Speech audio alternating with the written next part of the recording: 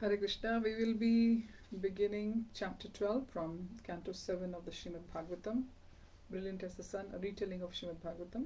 Mukham karoti vachalam pangum langhete girim yat kripatamam vande Shri Gurum Dintarinam Paramanandamadhvam Shri Chaitanya Ishwaram Hari Om Tat Sat.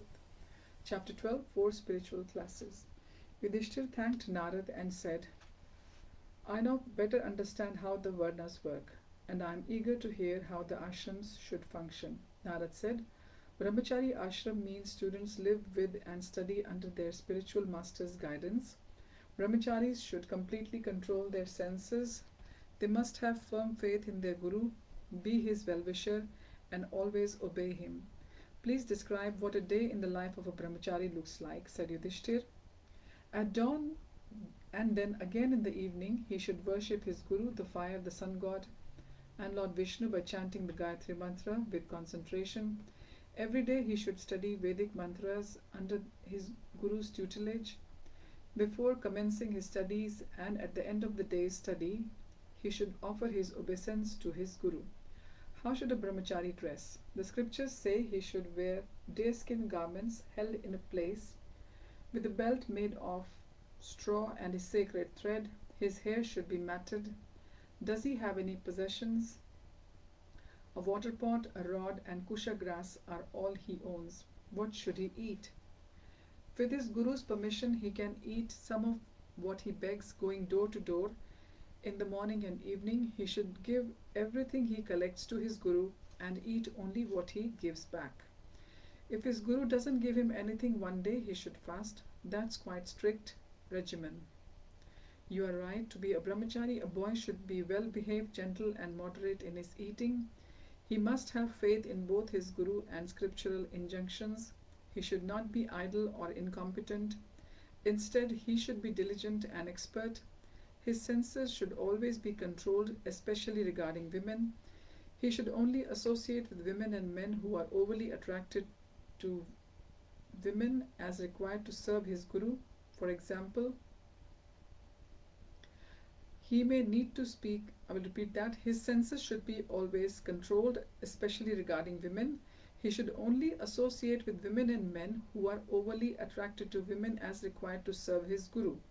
For example, he may need to speak with his guru's wife if he is called to do service at his house, or talk with married couples when he goes out to collect alms. Other than such occasions, a brahmachari should always avoid talking to women rigidly. He shouldn't even speak about women. Why is that? Asked Yudhishthir. My dear king, the senses are powerful and can easily be agitated. This is true even of an elderly sannyasi. What to speak of a young brahmachari? What about the guru's wife? Why can he not associate with her? After all, she is a mother to all her husband's students. That is true in some cases. The guru's wife may even bathe and dress the younger boys in her husband's school. However, if she is young, the brahmachari should not allow this. What to speak of a brahmachari? All cultured men should avoid unnecessarily associating with women, especially in secluded place. Men and women should speak only as much as is necessary to serve Krishna. Many will find this excessive. They do not realize how easily a man's mind can lust after women, replied Narad. So much so that a man should be cautious not to sit with even his daughter in a secluded place. Remember, men are like butter and women are like fire. Yudhishthira had not detected this in himself. Was he self-deluded? He said, Are all men so prone to lust? Narad said, If we have not realized our eternal spiritual identity in relation to Krishna and still even slightly identify with the material bodies we occupy, there is every chance our intelligence will be overcome by lust. Theoretical knowledge that we are not our material bodies will not suffice to save us from lust, only realized knowledge. Do these rules apply to married men? Asked Yudhishthir. Yes, the same rule applies to those in the Grihastha ashram, Vanaprastha ashram, and sannyasis. Surely married men can be more relaxed in their interactions with women. If they are attacked by lust, they have their wives to satisfy them, not if they are serious about attaining self-realization, replied Narad. It is a misconception that one can have sex with one's life at any time and attain self-realization. The only time it does not impede self-realization is when it is indulged in with the Guru's permission at the time favorable for conception. That is a lot to expect of most men. There are other things a man can avoid which will help him practice celibacy. For example, he shouldn't apply ointment to his eyes, massage his head with oil, have a body massage, look at women, paint women, eat meat, drink wine, decorate his body with flower garlands, smear scented oil on himself, or wear ornaments. Yudhishthira shook his head slowly. This was a high standard that many would struggle to follow.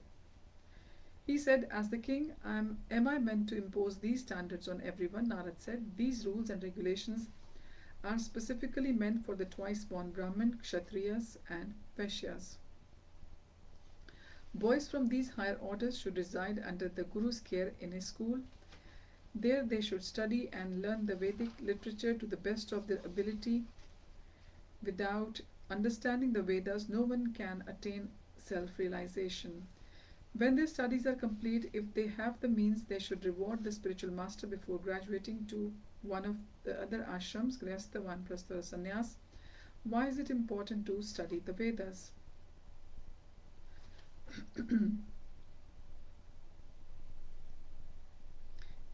Proper understanding of the Vedas enables us to see the Lord's presence in all beings and circumstances. Is Krishna personally in everyone and everything, even the atom, in his impersonal form, not in his original form as Krishna? How will knowing this help us? We can appreciate that Krishna fully controls everything, replied Narad, our feelings, thoughts, and all external phenomena. This is the beginning of self-realization, and without it, neither brahmachari, grihastha, vanaprastha, nor sannyasi can fully realize the absolute truth. Yudhishthira became thoughtful. Without seeing Krishna's hand in all situations, we would only see the duality of good and evil, happiness and distress, and like the animals, we would fight for material resources. He said, yes, that makes sense. Can you please tell me about the specific duties of the other ashrams? Yes, of course. I'll speak about the Vanaprastha ashram, then sannyas, and then I will tell you about the duties of grihasthas. Vanaprastha ashram is adopted by those retired from family life. By following the rules and recommended for this ashram, one can easily attain the upper worlds known as Maharlok. The Vanaprastha diet is restricted to ripe, uncooked grains grown without tilling the field and fruits ripened in the sun. He can mix these to form cake patties that he should first offer to the Lord. When he gathers new grains, he should dispose of any old stock. The Vanaprastha's residence should also be rudimentary. Mainly they should live outside to practice enduring snowfall, wind, fire, rain, and the hot sun. However, to keep their sacrificial fire alight, they may build a thatched cottage or use the shelter of a mountain cave. Their attire and personal appearance must also be minimal. They can wear deerskin or garments made of tree bark. They may keep a water pot and utensils necessary for performing sacrifice. They should remain unkempt with matted hair, cutting neither their body and facial hair nor nails. They should also study the Vedas and meditate in the forest for so long as they are not unduly troubled by the austerity. It can be anywhere from 1 year to 12 years. When he can no longer meditate or study due to old age and infirmity, he should fast until death. Fasting, that's a prolonged and painful death. How can anyone voluntarily embrace such an end? It's possible if you first detach yourself from the body. How does that happen? First, he should place the fire element within himself. Does this mean he stops offering his worship to Vishnu through the external sacrificial fire and instead meditates upon it? Yes, but he does not meditate on performing a sacrifice like he used to, said Narad. Instead, he merges the material body into the five elements earth, water, fire, air, and sky. Yudhishthir frowned. Merging the body into the elements, how he should contemplate how the body is only a combination of earth, water, fire, air, and ether. By becoming convinced of this, he will realize he is not the body but a spirit soul. To obtain this stage of self realization, he must merge the various parts of the body into their sources. Surely you do not mean that literally, said Yudhishthir. I am using yoga terminology. In common parlance, I mean he must reflect on the source of the various bodily parts. For example, the holes in the body, like the nostrils, eye sockets, rectum, are made of ether. Bodily breath is made up of air. Body heat is caused by fire. And semen, blood, and mucus are caused by water. The hard substances of the body, like skin, muscle, and bone, are made of earth. Oh, now I understand. In this way, he stops identifying with the physical body. Yes, said Narad. Once he is detached from the gross physical body, he must then detach from the subtle body comprised of the sense objects, senses, and gods. How does that happen? He should merge the senses and sense objects into their corresponding gods. You mean he should contemplate how the gods control the senses and their sense objects? Yes, exactly. For example, we can only speak because of the fire god Agni. We can only use our hands because of Indra. We can only walk because of God Vishnu. This is not the Supreme Lord but a minor god of the same name. We can enjoy the sexual pleasure because of Prajapati. We can pass stool because of the god Mrityu. We can hear because of the gods presiding over the directions. We can touch things because of Vayu. We can see because of the sun god. We can taste because of Varuna, and smell thanks to the twin Ashwini Kumar gods.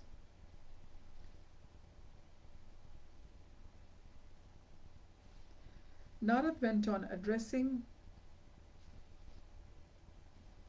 the hushed assembly. The mind and material desires come from the moon god. Intelligence and everything it contemplates comes from Brahma. False ego comes from Rudra. Material consciousness comes from the conditioned souls. And they, along with the gods, come from the Supreme Lord. Earth comes from water, which comes from fire. Fire comes from air, which comes from ether. Ether comes from false ego, which comes from the Mahatattva, which comes from the Pradhan, and that comes from Mahavishnu.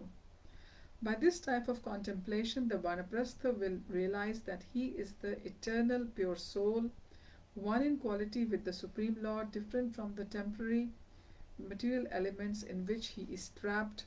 He can painlessly leave the material body in this consciousness, just as flames leave fully consumed wood. So this brings us to the end of chapter 12, the 4 spiritual classes, and next time we will be reading from chapter 13, the perfect person. So thank you for joining. Hariam Tat Sat. Hare Krishna. Shila Prabhupada Ki Jai.